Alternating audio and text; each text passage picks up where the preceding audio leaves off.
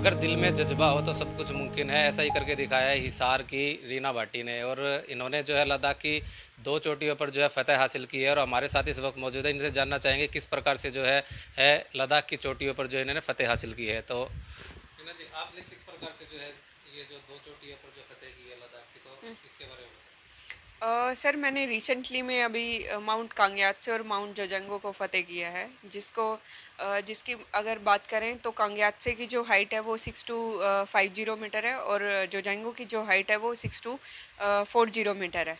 तो इसको फ़तेह करने के लिए हम लोग 17 तारीख को निकले थे।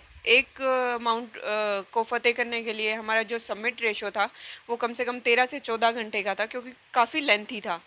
और वापस आने में हमें टोटल अगर मैं बात करूं तो हमें 70 घंटे में दोनों पीक क्लाइम करनी थी, और जो हमने किया भी है। तो और किन किन चोटियों पे आपने फ़तह हासिल की है? अ, जनवरी 19 से मेरा शुरू हुआ था। चादर ट्रैक मैंने जनवरी 19 में किया। उसके बाद बालाचंद्रा और फ्रेंडशिप पीक हिमाचल की है। केदारकंठा और बरमताल की बात करूं तो वो उत्तराखंड की 2 ट्रैक हैं, वो मैंने किए हैं। उसके बाद लद्दाख की अगर बात करूं तो 7000 की पीक में माउंट नुन को, जो बहुत टेक्निकल और प्री एवरेस्ट में माना जाता है, तो वो मैंने फ़तेह किया है अपना सितंबर 21 के अंदर। और अभी रिसेंटली मैं माउंट कांग्याचे और माउंट जोजांगो को फ़तेह किया। जब आप ये फ़तह कर रहे थे तो किस प्रकार की जो है कठिनाइयों का सामना करना ओबियसली सबसे बड़ा, अगर मैं बात करूं तो सबसे जो है कि एक्सट्रीम लेवल में हमें फ़तेह करना होता है, जिसमें एयर प्रेशर भी आता है, ब्लड सर्कुलेशन भी आता है कि ब्लड सर्कुलेशन आपका लो लेवल पे कम हो जाता है, एल्टीट्यूड प्रेशर आता है। और उसके बाद अगर हमें बॉडी अच्छे से एक्मलेटाइज नहीं हुई है तो सिर दर्द, वॉमिटिंग वगैरह, या फिर डाइजेस्ट नहीं होता कुछ भी। तो ये सब जो चीज़ें हैं वो हमें सब फेस करनी पड़ती है। तो सबसे ज़्यादा आपको सहयोग किसका रहा? सबसे ज़्यादा सहयोग मेरा फैमिली का रहा, क्योंकि अगर वो मुझे जाने के लिए परमिशन नहीं देती तो शायद मैं इतना आगे तक नहीं आती। क्योंकि हमारा एक एक्सपीडिशन की अगर हम बात करें तो 1 से 2 महीने का हमारा एक्सपीडिशन होता है, और जिसमें मेरे प्रति मेरी फैमिली का भरोसा है, तो इसलिए मैं इतना कुछ कर पा रही हूँ। तो ओबियसली मैं अपनी जो श्रेय देना चाहूँगी वो अपनी फैमिली को देना चाहूँगी, और उनका सपोर्ट है तभी मैं इतना कुछ कर पा रही हूँ। हरियाणा सरकार से किस प्रकार की मांग करते हैं आप? हरियाणा सरकार से मैं मांग करती हूँ कि बाकी खेलों की तरह माउंटेनिंग में भी थोड़ा सपोर्ट करना चाहिए, क्योंकि जो पॉलिसी बनाई गई है वो अचीवमेंट के बाद की बनाई गई है, लेकिन बाकी ऐसे खेलों में नहीं है।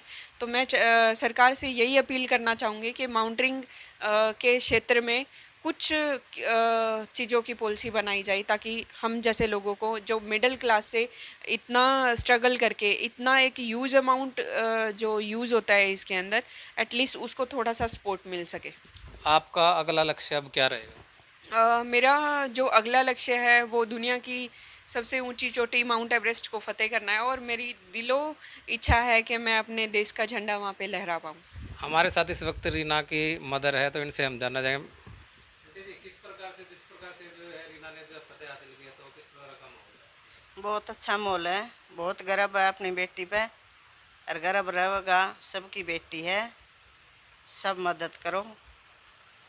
तो बेटियों को क्या संदेश देना चाहोगे? बेटियां पे जैसी मेरी बेटी है नहीं, सब बेटी स्त्रियां चढ़ाई करो, सब चोटी पर जाओ भाई, मेहनत करो, चोटियां पर जाओ। तो हमारे साथ इस वक्त मौजूद है रीना के जो है फादर, तो इनसे जानना चाहेंगे। सर, रीना ने जो है फतेह हासिल की है लद्दाख की 2 चोटियों पे, तो इसको लेकर क्या कहना आपका? भी हमें खुशी का माहौल है घर में, और गर्व है हमारी बेटी में। आगे भी और बेटियां भी ऐसे इसको देख के आगे बढ़े। तो आगे किस प्रकार का जो है रीना का करियर देखते हो आप? हम बहुत अच्छा कैरियर देखते हैं, जो हमें विश्वास है हमारी बेटी के ऊपर। बहुत फतेह करके आएगी mount Everest.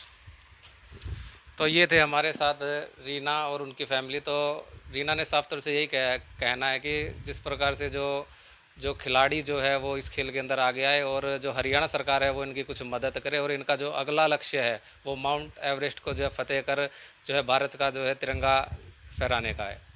Punjab Kesari TV के लिए हिसार से विनोद सैनी। हमसे जुड़े रहने के लिए हमारे YouTube चैनल को सब्सक्राइब करें और नई वीडियो की नोटिफिकेशन के लिए बेल आइकॉन को दबाएं।